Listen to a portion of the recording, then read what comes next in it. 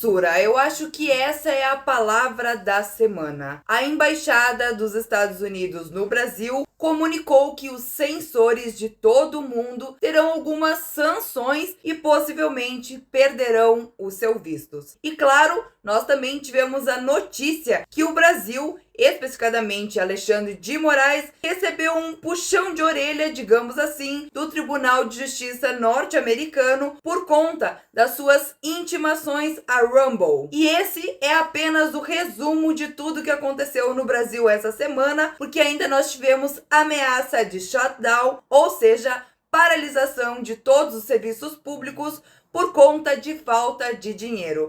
Parece que o governo Lula não está só com problemas no Itamaraty e na diplomacia, mas também na economia. Olá, eu sou a Thay, criadora do canal Politicando, e se você quer notícias sobre a política brasileira diariamente, me siga nas redes sociais. Todos os dias, notícias quentinhas e explicações sobre o que está acontecendo na política brasileira. Esta semana nós tivemos a notícia direta dos Estados Unidos de que os censores estrangeiros teriam penalizações dos Estados Unidos. E essas sanções estão relacionadas a perder os vistos, ou seja, os censuradores não poderão mais ingressar nos Estados Unidos porque eles não terão mais direito a vistos. E para ingressar nos Estados Unidos, todos sabem que precisa ter o visto americano. É engraçado que lá no começo, quando começou a se questionar sobre possíveis sanções dos Estados Unidos, principalmente aos ministros do STF, na verdade se tirou sarro, né? Começou a brincar, se fez piada com todo esse assunto. Agora parece que está incomodando, principalmente quando os Estados Unidos começou a mencionar que as esposas dos ministros e os seus escritórios de advocacia também seriam alvo dessas sanções. Além disso, nós também fomos informados essa semana e ontem saiu pela CNN que o Tribunal de Justiça americano deu um puxão de orelha no ministro Alexandre de Moraes. A carta enviada ao ministro Alexandre de Moraes deixa bem claro que eles não querem interferir no processo judicial aqui no Brasil. Se o ministro Alexandre de Moraes tiver interesse em penalizar aqui no Brasil qualquer empresa, ele tem total direito, e isso está ligado diretamente à legislação brasileira. Mas as decisões do ministro Alexandre de Moraes foram diretamente a Rumble, nesse caso, pedindo que a empresa tivesse algumas medidas lá no território dos Estados Unidos. E a carta deixa muito claro que isso não só corrompe a própria legislação norte-americana, mas também rompe com o tratado internacional. E essa carta enviada ao ministro Alexandre de Moraes demonstra que existe sim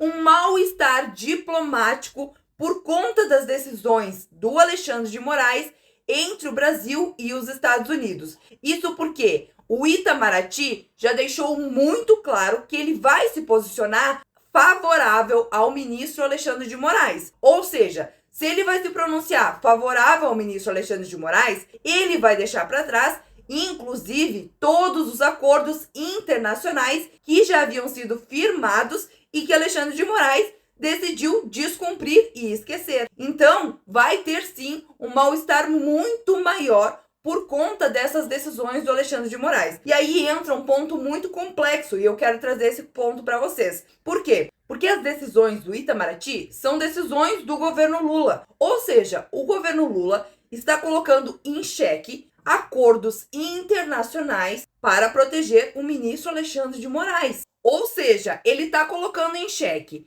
toda uma estrutura internacional, todo um acordo inclusive comercial com os Estados Unidos, apenas para proteger as decisões de um único ministro, porque ideologicamente ele concorda com esse ministro. Vocês estão entendendo a gravidade disso? Nós estamos nos aproximando de países ditatoriais.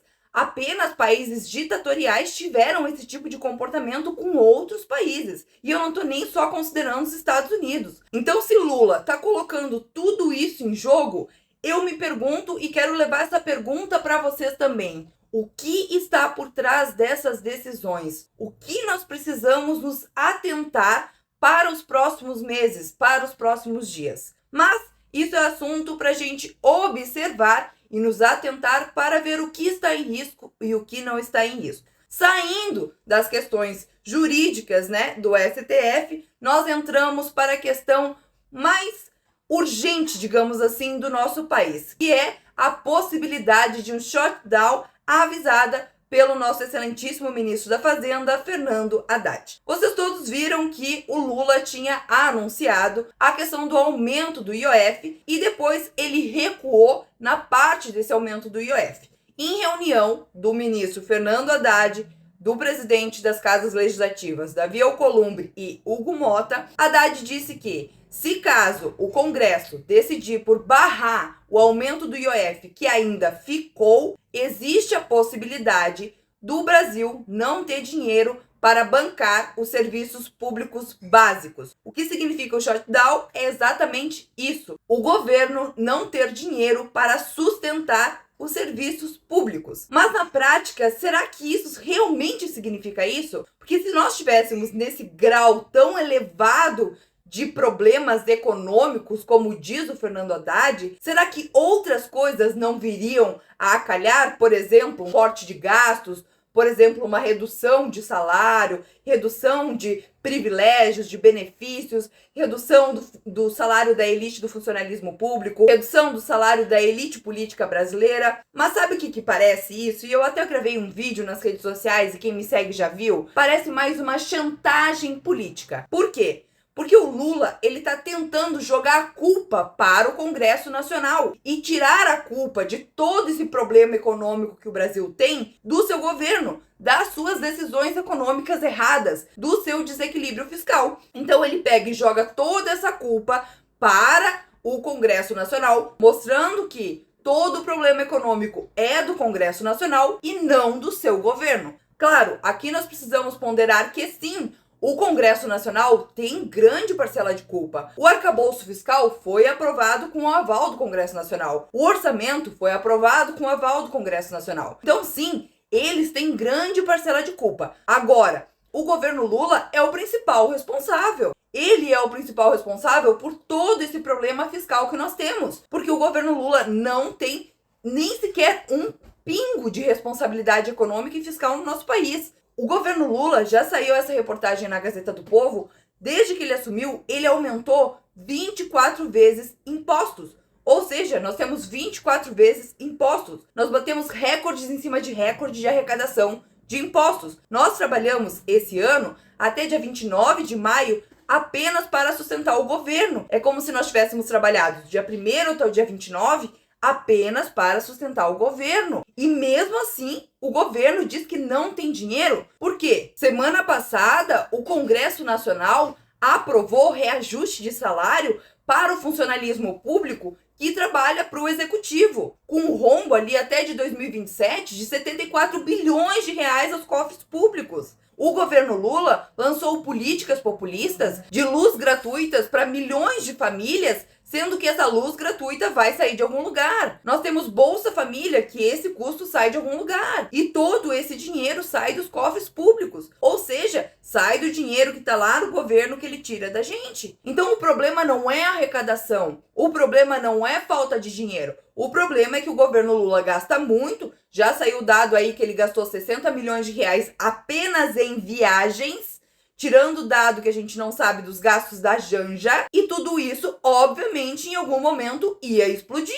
A gente não tem equilíbrio nenhum. É a mesma coisa na sua família. Tu não vai gastar mais do que tu recebe no teu salário, porque tu sabe que tu não vai ter dinheiro para comer o mês inteiro. E o governo tá fazendo exatamente isso. E agora ele tá tentando, de alguma forma, chantagear o Congresso Nacional para ele permitir o aumento de impostos, para que o governo consiga se manter esse ano, porque ano que vem é ano eleitoral e o governo Lula precisa manter as suas políticas populistas, porque são as suas políticas eleitorais e são elas que vão garantir que o governo consiga manter a sua narrativa eleitoral para 2026. Ou seja, vocês lembram lá em 2022 a narrativa de pai dos pobres? É exatamente isso que o Lula quer fazer. Ele já começou, inclusive. luz gratuita, gás gratuito, aumento no Bolsa Família, MST não é invasor de terra, só busca dignidade. Todas essas coisas foram falas do Lula nas últimas semanas, foram ações do Lula nas últimas semanas. E tudo isso é campanha política antecipada para 2026. E engraçado que tudo isso o TSE nem o STF estão vendo, né? Mas vamos deixar isso passar. E nesse jogo todo, o Congresso, que não é santo, porque o Congresso depende das emendas parlamentares liberadas pelo Executivo, e ele vai fazer tudo que o Executivo quiser, porque ele depende das emendas parlamentares também para se eleger ano que vem. Então ele é, sim, refém do Executivo, ele não é santo, ele é um cúmplice silencioso, como eu gosto de chamar, e ele vai fazer porque ele vai depender dessas emendas. Então ele vai sim entrar ali como malvadão, como culpado, e vai permitir que o Executivo aumente impostos dos brasileiros. E claro, a gente não pode esquecer do nosso primeiro tópico, do STF, porque se o governo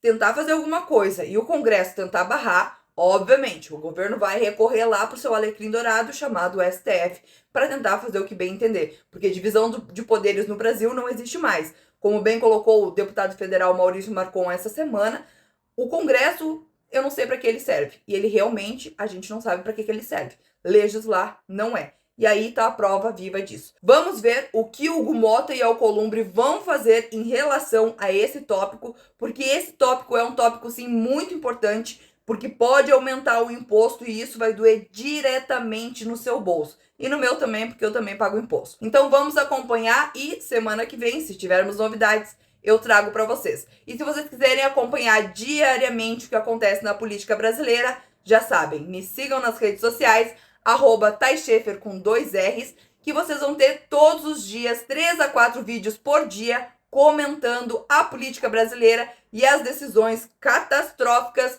do nosso excelentíssimo presidente da República. Eu espero vocês no próximo final de semana. Boa semana!